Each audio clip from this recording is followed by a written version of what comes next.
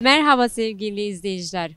Bugün dinlerin ve dillerin buluştuğu yerde Mezopotamya'nın beşiği Mardin'deyiz. Seçimle ilgili mikrofonumuzu Mardin halkına uzatacağız. Haydi başlayalım.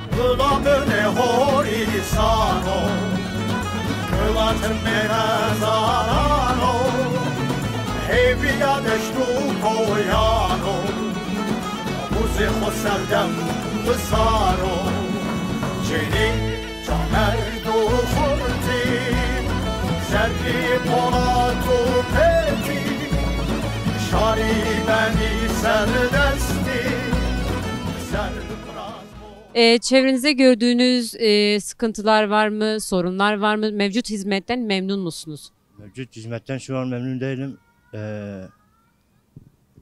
İsmi ne diyor? Ahmet Türk olsaydı daha güzel olurdu. HDP kalktı.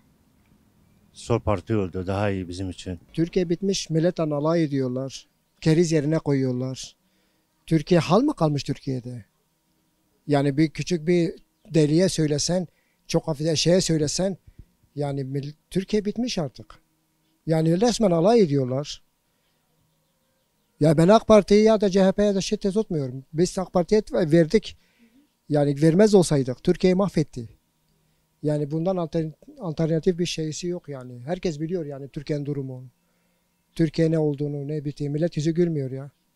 Kandiller artık millete eskiden camiler doluyordu. Şu an millet takatı yok artık, imanları yapacak ya. Dinden imandan çıkardılar. Allah belalarını versin onların. Peki Kadir Bey, mevcut olan hizmetlerden memnun musunuz? Kesinlikle yok. Ne hizmeti ya?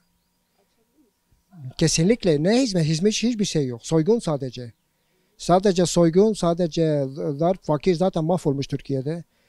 Millet açan ağzını açan ölmek istiyorum.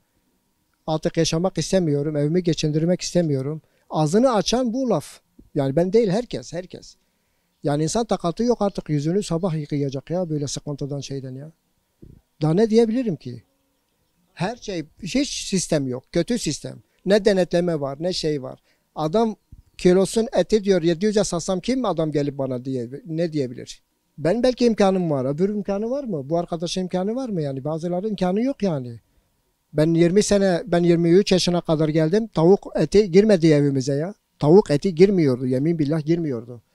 Şimdi artık millet tavuk şeyi alıyorlar. Kemiği alıyorlar. Kimi yüzü gülüyor, kimse yüzü gülmüyor. Dün Kandil'e gittik, camiler bomboş.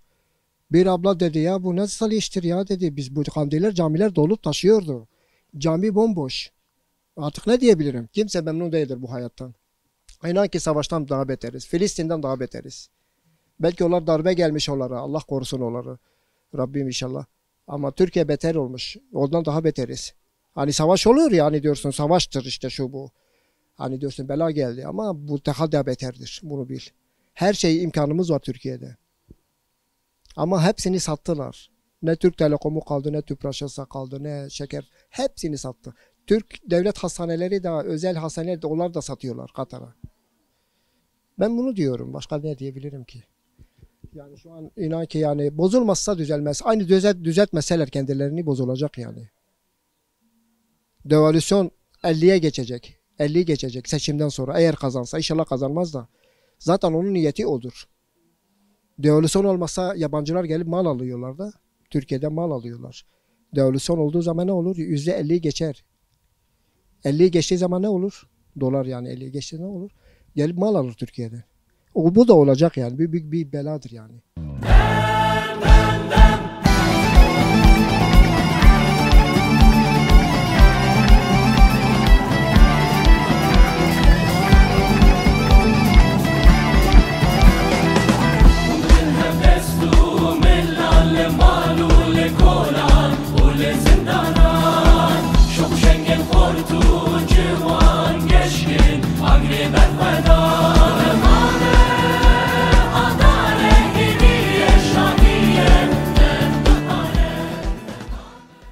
Siz burada Mardin'de yaşayan bir esnaf olarak mevcut hizmetlerden, sorunlardan bahsedebilir misiniz?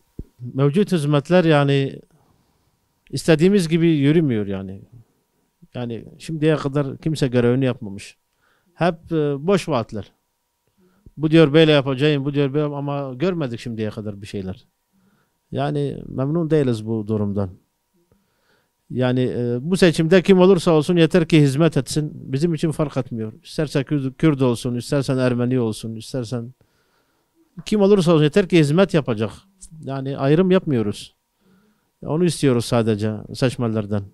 Yani oy isteyenlerden. Peki şu an neler görüyorsunuz? Mardin'de neler eksik? Neler yapılmıyor? Ne yapılabilir? Bu tarz Vallahi Mardin'e çok şey yapılması lazım. Güzel tanıtımı yapılması lazım memleketin. Ayrıyeten esnafa da destek olması lazım. Bu çarşıda 1500 kişi çalışırdı. Bak çarşı hepsi kapalı. Kimse kalmamış çalışacak. Biz esnaf olarak 4-5 kişi kalmışız. Yani bu bakır işini tek bir aile yapıyoruz. Peki hangi partiye oy vermeyi düşünüyorsunuz? Vallahi sandıkta belli olacak. Şimdi ne desem yalan olur. Merhabalar, sizi tanıyabilir miyiz? Ben Aydın Kayardımcı Mardin Ensari Sülalesi'nde. Mevcut durumdan memnun musunuz? Vallahi mevcutta hiç memnun değiliz. Neden? Hizmet yok ki memnun. İşte AK Parti yönetimidir. Bizim de yanımız Kürt, yanımız Arap'tır. Biz bunu inkar değil. Benim annem Kürt, babam Arap'tır. İftihar değil. Hem Kürtlüğüm hem Arap'la iftihar ediyoruz. Bölgeye orada yaşadığımız için iftihar ediyoruz. Yalnız hiçbir güvenimiz kalmamış. Hepsi bol keseden atıyor. Atıyor ya bundan 2 kere gidiyor. Bunu dağdaki kör de görüyor. Ovadaki sakat da bunu görüyor. Seçim geldiği zaman bol keseden atıyorlar. Seçim gittiği zaman herkes çok kral benim. Esas kral biziz. Halktır kral. Yaşayanlardır kral. Ama onları biz verdiğimiz zaman onlar başımıza kral seçiyoruz. Bu başka bir şey yok. Bundan bir ibarettir. Kurumların çoğu kapatıldı. Gençlerin hepsi işsiz. Adam üniversite mezunudur. Adam 50 yaşındaki 55 yaşındaki adamı iş kuru alıyor. Şu an mevcut olan durumdan memnun musunuz? Hizmetlerden memnun musunuz? Hizmetlerden memnun değiliz. Nasıl memnun değiliz? Çünkü her şey ortada mesela. Bir örnek vereyim. Kürdüz değil mi? Biraz mikrofon. Kürt olduğumuz için mesela ben Mardin Saraçoğlu mahallesinde yaşıyoruz. Yani mesela hizmet sıfır. Mesela yolları gösterebilirsiniz. Mesela yollar hepsi bozuk. Sular mesela sularımız kesiliyor. Habire elektrikler kesiliyor. Bundan mesela şikayetçiyiz. Onun için mesela devletten yardım beklemiyoruz. Çünkü yardım istesen de yardım vermiyorlar. Yardımcı olmuyorlar. Onun için bir an önce her şeyin düzelmesini istiyoruz. Temennimiz barış, huzur, özgürlük. İş olanağı yok. Hani gençlerin önü açılmıyor. Mardin'in ileri gelenleri Mardin'e bir yatırım yapmıyor. Hani gençlerin önü açılmıyor. Haksızlıklar var. İnsanlar hani artık öyle bir dereceye gelmiş ki ne yapacaklarını bilmiyorlar. Öyle bir sıkıntılı durumdadırlar. Budur yani. Eşitlik yok, adalet yok. Birlik, beraberlik yok. Böyle işte. Peki mevcut hizmetlerden memnun musun?